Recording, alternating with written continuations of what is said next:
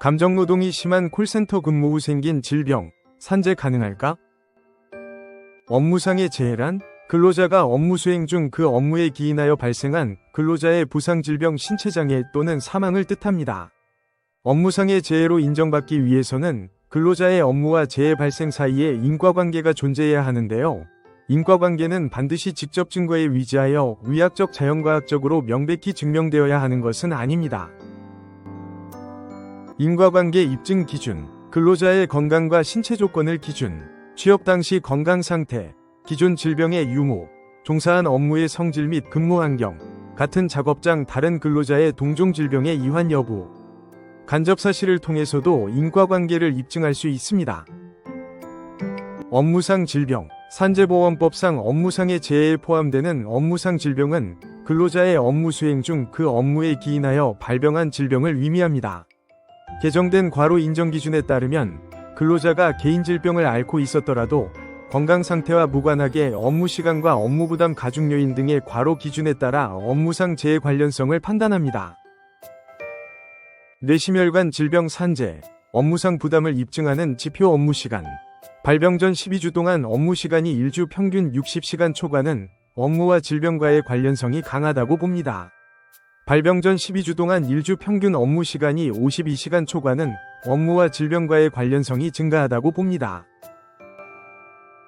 뇌심혈관계 질병이 업무상 질병으로 인정받기 위한 주요 판단 기준은 바로 과로입니다. 근무 일정 유해한 작업 환경에서의 노출, 육체적 강도, 정신적 긴장 등 업무와 관련된 상황을 종합적으로 고려하여 판단하지만 핵심 지표는 업무 시간입니다.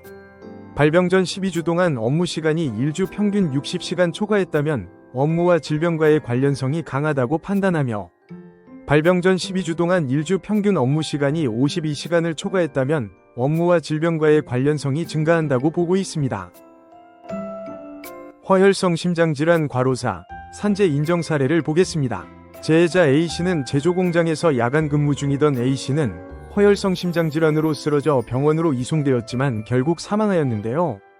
유족은 공단에 유족급여 및 장애비를 청구하였으나 공단은 재해자 A씨의 업무와 사망 사이에 상당 인과관계가 인정된다고 보기 어렵다며 이를 인정하지 않았습니다.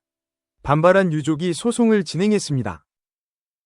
법원은 심혈관계 질환에 악영향을 미치는 고강도의 야간 근무와 생체 리듬에 악영향을 미치는 주 야간 교대제를 오랜 시간 해온 점, 평균 주당 59시간 이상 근무하는 등 과로 상태에 있던 것으로 보이는 점, 면역력이 악화되어 대상포진이 발병하기도 한 점, 그럼에도 재해자는 일정 기간 동안 야간 근무를 포함하여 일일 평균 10시간 이상 근무하는 등 과로 상태가 지속된 점, 재해자가 일하던 작업장의 온도는 평균 35도였고 소음 수준도 기준치를 넘어 재해자의 피로와 스트레스가 상당했던 것으로 보이는 점 등을 고려한 판단인데요.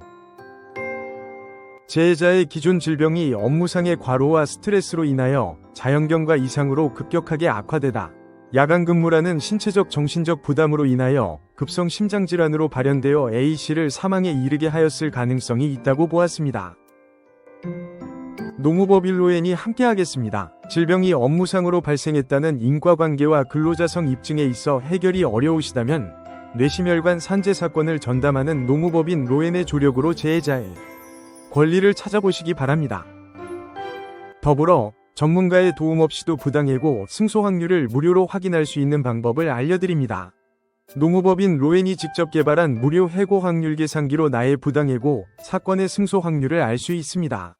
22년간 축적된 총 93,422건의 실제 노동위원회 사건을 바탕으로 통계화된 나의 부당해고 승소 확률을 무료로 확인이 가능합니다. 또 해고 확률 계산기에선 내 사건의 쟁점이 무엇인지 확인도 가능합니다. 자세한 방법은 해고 확률 계산기 사이트에서 확인하시기 바랍니다.